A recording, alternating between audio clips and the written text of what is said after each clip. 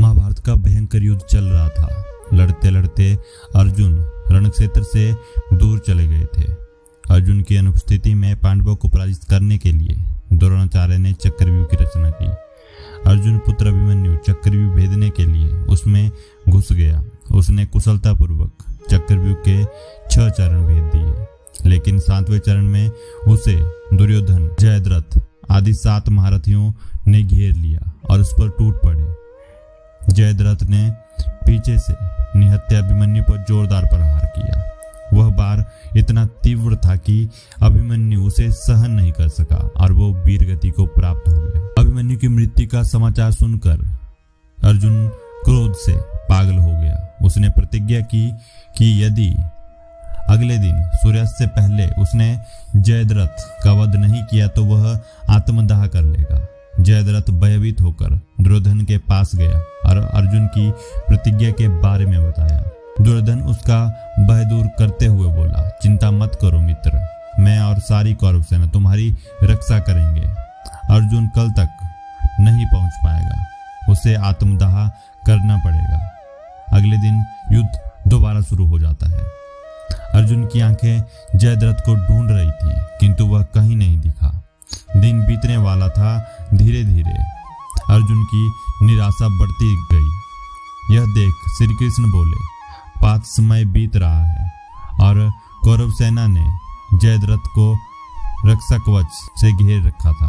अतः तुम शीघ्रता से कौरव सेना का संहार करते हुए अपने लक्ष्य की ओर बढ़ो। यह सुनकर अर्जुन का उत्साह बढ़ गया और वह जोश से लड़ने लगे, लेकिन जयद्रथ तक पहुंचना बहुत ज्यादा मुश्किल था। संध्या होने वाली थी तब श्री कृष्ण ने अपनी माया फैला दी। इसके फलस्वरूप सूर्य बादलों में छिप गया और संध्या का भ्रम उत्पन्न हो गया। संध्या हो गई और अब अर्जुन को प्रतिज्ञावश आत्मदाह करना होगा। यह सोचकर जयद्रथ और दुर्योधन खुशी से उछल पड़े। अर्जुन को आत्मदाह करते देखने के लिए जयद्रथ कौरव सेना के आगे जाकर ठास करने लगा। जयद्रथ को देखकर श्री कृष्ण बोले, पार्थ, तुम्हारा शत्रु तुम्हारे सामने खड़ा है, तुम अपना बाण उठाओ और उसका वध कर दो। वह देखो, अभी सूर्यास्त नहीं हुआ। श्री कृष्ण ने अपनी माया समेट ली। देखते ही देखते सूर्य बादलों से निकल आया। सबकी दृष्टि आसमान की ओर उठ गई। सूर्य अभी भी चमक रहा था।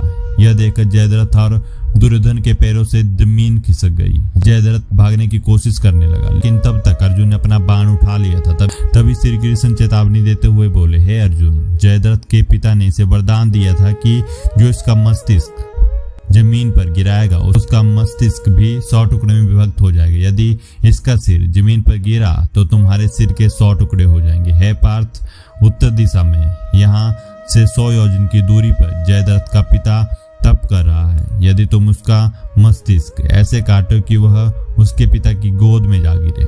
अर्जुन ने श्री कृष्ण की चेतावनी ध्यान से सुनी और अपनी लक्ष्य की ओर ध्यान दिया और बाण छोड़ दिया। उस बाण ने जयद्रथ का सिर धड़ से अलग कर दिया और उसे लेकर सीधा जयद्रथ की पिता की गोद में जा गिरा। उसकी गोद में से सिर जमीन पर गिर गया। सिर के जमीन पर गिरते ही उसके सिर के 100 टुकड़े भी हो गए। इस तरह से अर्जुन की प्रतिज्ञा पूरी हुई। आई होप दोस्तों आपको ये छोटी सी कहानी अर्जुन की प्रतिज्ञा अच्छी लगी होगी। अगर आपको ये कहानी अच्छी लगी है तो हमारा चैनल आप जरूर सब्सक्राइब करें। आगे भी आपको इसी प्रकार की कहानियां मिलती रहेंगी। तब तक के लिए जय हिंद, वंदे मातरम। वीडियो पूरा देखने के लिए धन्यवाद। मुझे आशा है कि आपको ये वीडियो अच्छी लगी होगी। यदि आप और भी ऐसी वीडियो देखना चाहते हैं तो हमारा चैनल सब्सक्राइब कर लें ताकि हमारी ये वीडियो हर दिन आप तक पहुंच सके, और वीडियो को लाइक और शेयर करना न भूलें।